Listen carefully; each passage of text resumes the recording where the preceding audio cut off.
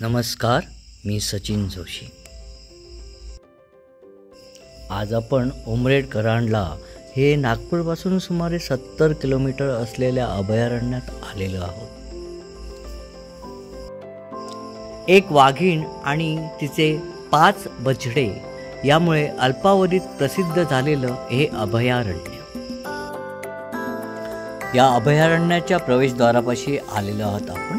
इथे आपण आपलं वैयक्तिक वाहन घेऊन जाऊ शकत नाही। इथून पुढचा प्रवास आपण वन विभागाच्या वाहनाने करणार आहोत। इथे व्याघ्र दर्शनासाठी जरी आपण आलेलो असलो तरी त्याशिवायही आपल्याला काही पक्षी प्राणी हे दिसणार आहेत।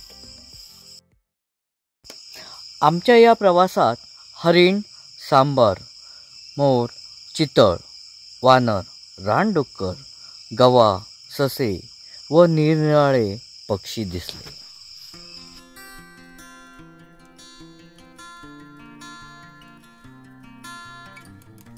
निसर्ग सौंदर्य तर आहेच, पण आतुरता होती ती आणि तिचे बछडे पाहण्याची।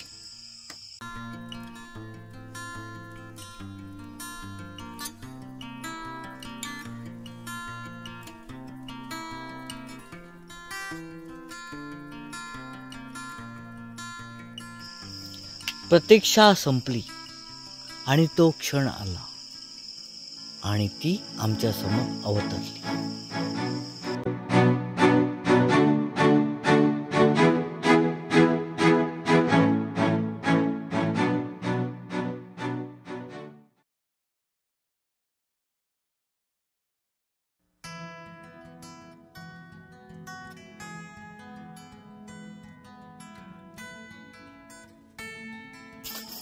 तिचा डौल रुबाब काय वर्णावा।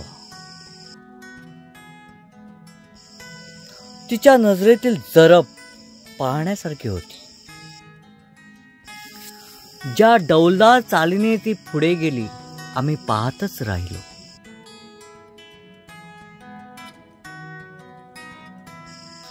हे सर्व असताना तिच्यातील एक आई पण आम्हाला बघायला मिळाली।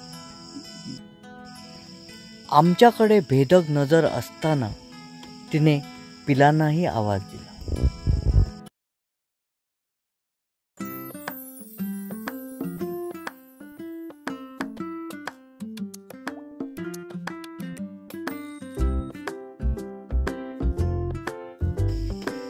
ती पिले वाघाचीच ती आई मागे दुडू दुडू पळाली।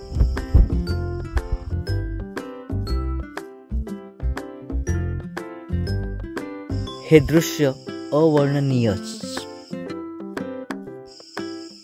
करांडला ते नागझिरा हा आमचा पुढचा प्रवास चालू झाला। या प्रवासात अंबुरा ब्रिजवर आमची नजर खिळून राहिली। हा ब्रिज न पाहता पुढे जाणे आम्हाला शक्य नव्हते। 5 नद्यांच्या संगमावर हा ब्रिज बांधण्यात आलेला आहे। लिफ्टने आम्ही 5व्या मजल्यावर गेलो। मनोऱ्यावरून 5 नद्यांचा संगम पाहणे हे एक विलोभनीय दृश्य होते।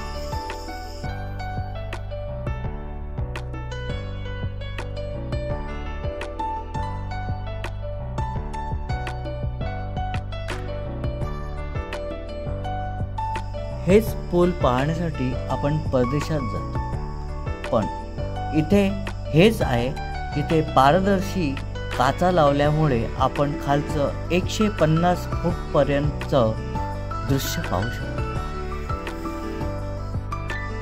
चला आपण ते प्रत्यक्ष पाहू।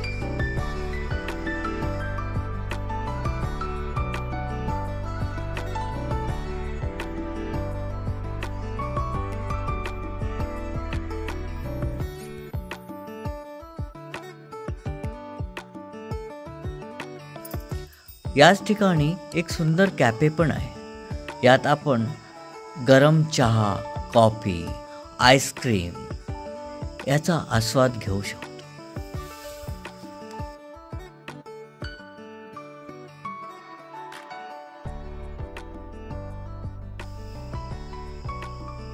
इथे नाममात्र शुल्कात एक आर्किटेक्चर मार्वल आपल्याला पाहायला मिळते. या ठिकाणी आपण अवश्य भेट द्यावी.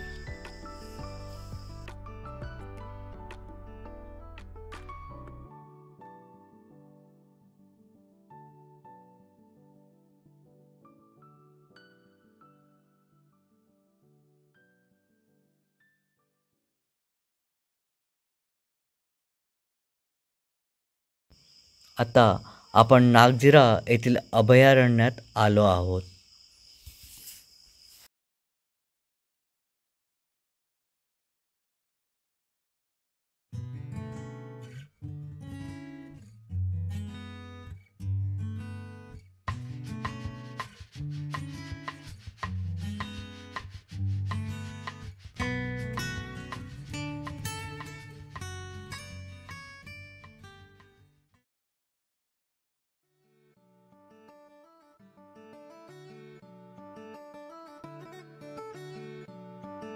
हे अभयारण्य पण खूप छान आहे.